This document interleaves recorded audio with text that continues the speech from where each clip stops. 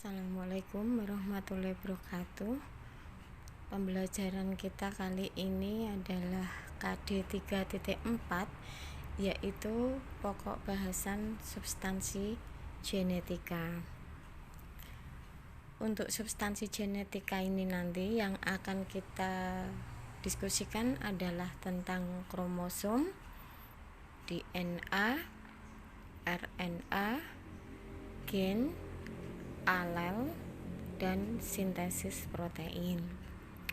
Pada pertemuan pertama ini kita akan membicarakan 3 bahasan, yaitu tentang kromosom, gen, dan alel.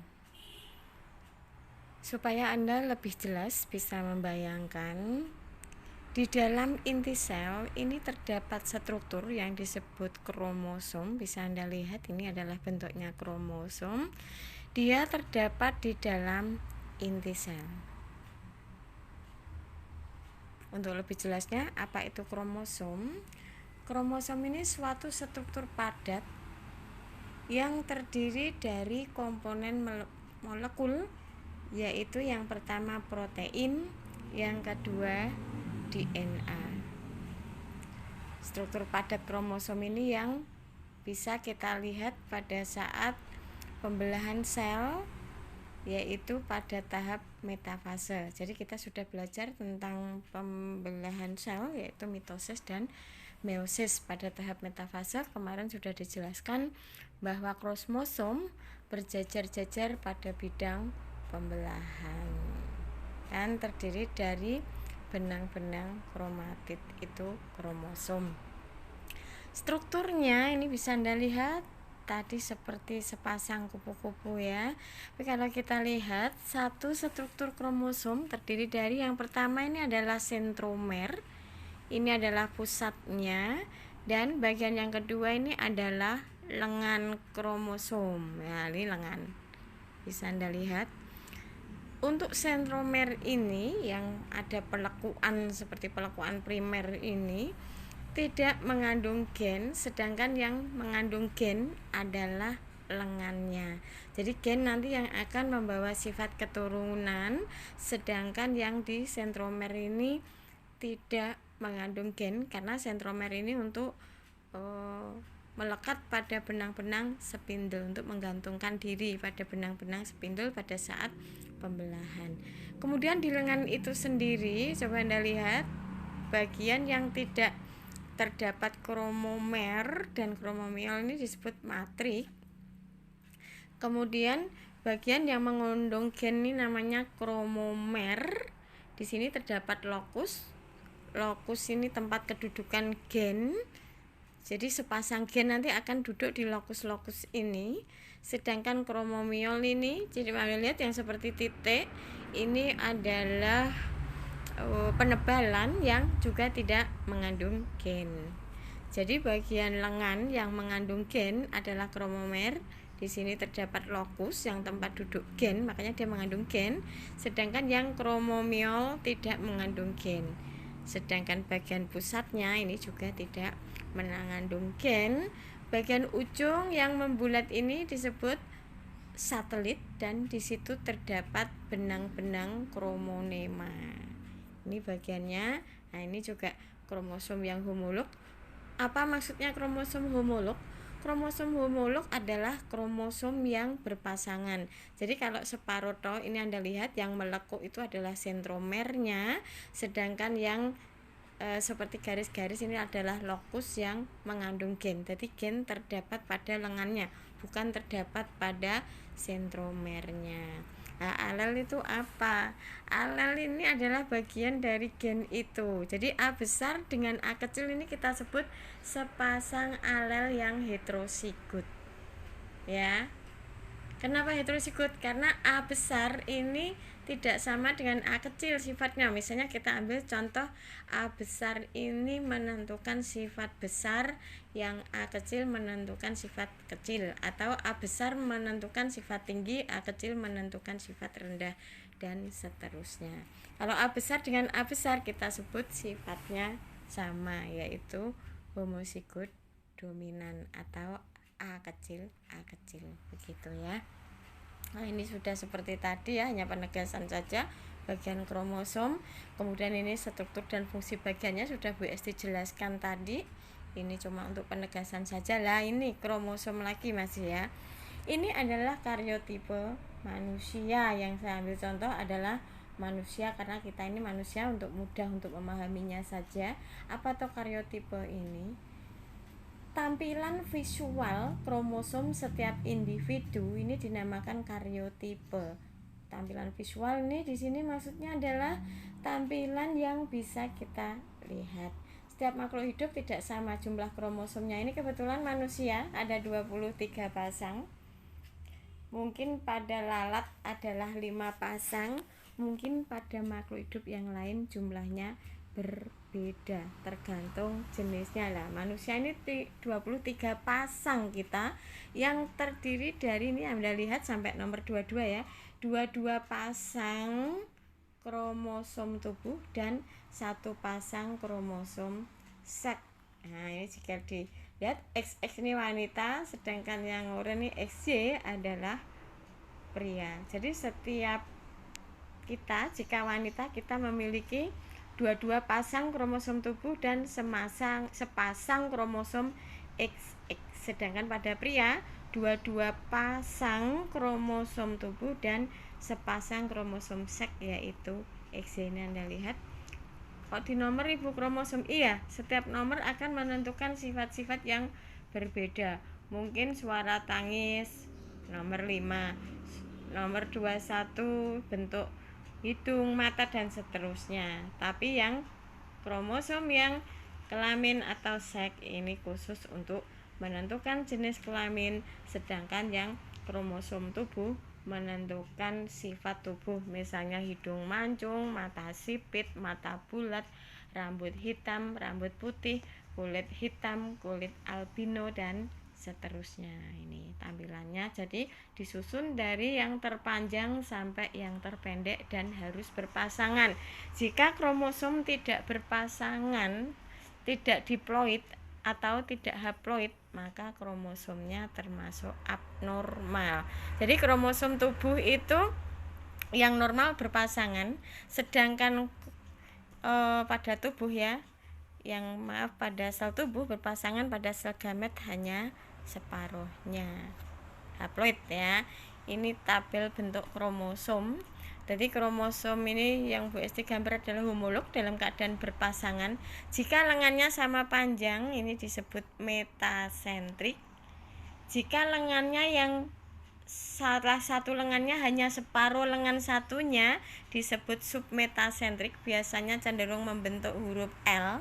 Sedangkan kalau tambahan lengannya hanya sedikit ya, seperempatnya dari lengan satunya, kita sebut akrosentrik, biasanya membentuk huruf J. Huruf J itu kan lebihannya hanya sedikit ya, sedangkan huruf L itu lebih panjang tambahannya. Sedangkan telosentrik itu hanya satu lengan saja dan sentromer, letak sentromer di ujung, jumlah lengannya hanya satu saja sehingga terkesan seperti huruf L. Nah ini coba dilihat, ini yang A adalah metasentrik ya, A ini metasentrik, B submetasentrik, C adalah akrosentrik. Ini maaf yang C kepanjangan ya, meskinya hanya sedikit mentil gitu loh ya Cah ya. Ini gambarnya salah yang C, meskinya hanya sedikit mentil bentuk huruf J ya. Sedangkan yang D itu hanya lengan satu tok bersama sentromernya. Nah, kromosom tadi Bu Esti sudah diskusikan bahwa yang ada 2 macam. Autosom ini kromosom tubuh, tidak menentukan jenis kelamin tetapi menentukan jenis bentuk tubuh. Ada 22 pasang. Ya tadi pada karyotipe manusia ada nomor 1 sampai 22 semuanya berpasangan, dan itu mungkin menentukan tinggi, pendek, mata lebar, mata kecil, rambut keriting, rambut lurus, itu autosom. Sedangkan genosom ya, genosom kromosom seks ini menentukan jenis kelamin, dan semua makhluk hidup hanya sepasang. Kalau pada pria atau jantan itu XY dan pada wanita XX ya. Kemudian tipe dan jumlah kromosom. Setiap sel somatik manusia memiliki kromosom sebanyak sepasang ya, kecuali sel gamet berpasangan jumlahnya berapa? 46, atau 46 ini kita sebut 23 pasang. 23 pasang itu yang 22 pasang adalah sel tubuh, yang sepasang sel gamet. Tadi dalam bentuk karyotipe. Kromosom yang membentuk pasangan mempunyai panjang, posisi, dan pola pewarnaan yang sama. Terhadap pasangannya disebut kromosom homolog. Jadi kalau sepasang namanya kromosom homolog. Lokus adalah letak atau kedudukan gen dalam kromosom. Tadi Bu Esti sudah jelaskan yang lokus ya. Kemudian sel gamet, sperma dan ovum hanya memiliki kromosom 23. Ingat, haploid. Kalau sel tubuh 23 pasang, kalau sel gamet 23. Atau saya sebut pada sel tubuh 46, maka sel gametnya 23, separone. Berarti sel gamet itu 22 buah, bukan 22 pasang ya, 22 buah, dan kromosom seks X atau X dan Y jika laki-laki disebut haploid. Sedangkan kalau pada, jadi saya ulang, sel tubuh 22 pasang, kalau sel gamet 22 sel tubuh. Tak ulangi lagi, sel tubuh 22 pasang autosom ya. Sedangkan sel gamet 22. Sedangkan 22 dan X atau Y ya, atau X dan Y jika pada pria. Nah, itu nanti dicermati ya. Aturan penulisan kromosom. Manusia mempunyai 46 kromosom, 44 autosom dan buah-buah genosom. Berarti kita sebut 23 pasang. 44 ditambah 2 kan 46 ya, Cah. Nek berpasangan kan 23 ya. Ya, 23. Jadi kromosom tubuh itu 23 pasang. Rumus kromosom tubuh wanita adalah 22 A besar atau 22 pasang autosom dan XX berarti sepasang kromosom seks. Sedangkan untuk ovum penulisannya adalah 22A plus X atau 22A plus X sama ya. Sedangkan pada pria 22A plus XY atau 44A plus XY. Sedangkan sel kelamin jantan 22A plus X atau 22A plus Y.